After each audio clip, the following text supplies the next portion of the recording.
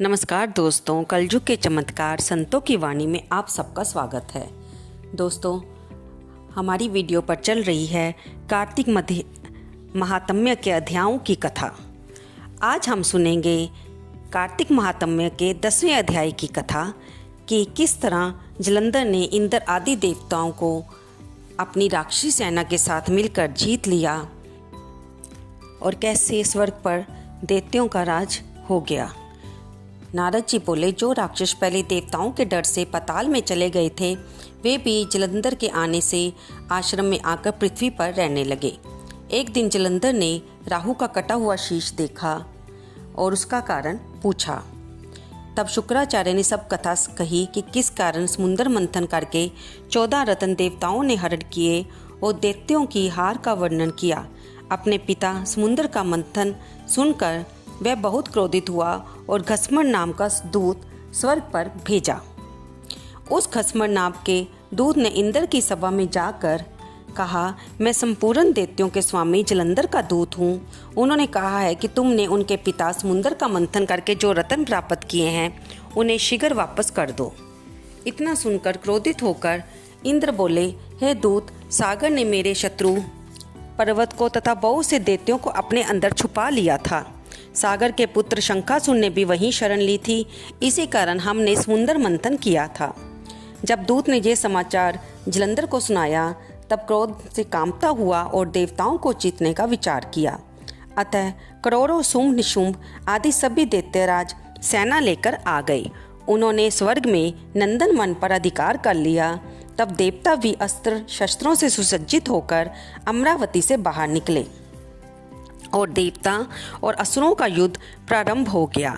दोनों ओर के योद्धाओं के मरने से रुधिर की धारा बहने लगी तथा रणभूमि लाल हो गई।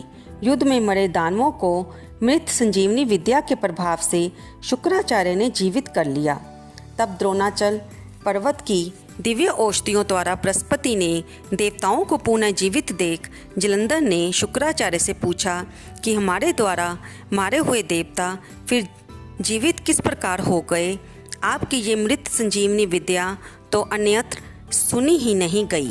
तब शुक्राचार्य बोले कि बृहस्पति ने द्रोणाचल से दिव्य औषधियाँ मंगाकर देवताओं को पुनः जीवित किया है, इसलिए तुम लोग शीघ्र ही द्रोणाचल को हर लाओ।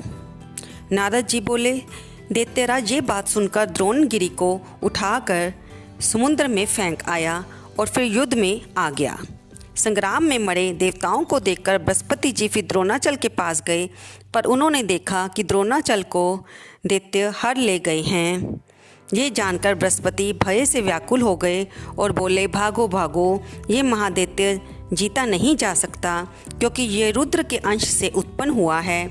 इंद्र के उपद्रव करने से ही ये बना है। बृहस्पति की ये बात सुनकर देवता भय से विचलित होकर 10 दिशाओं में भाग गए। सागर पुत्र जलंधर ने देवताओं को भागता देख शंख ध्वनि के साथ अमरावती पुरी में प्रवेश किया। उसके वहां जाने से इंद्र आदि देवता पीड़ित होकर सुमेरु पर्वत की गुफाओं में चले गए। इस प्रकार देवताओं को जीत वहां राज्य करने लगा।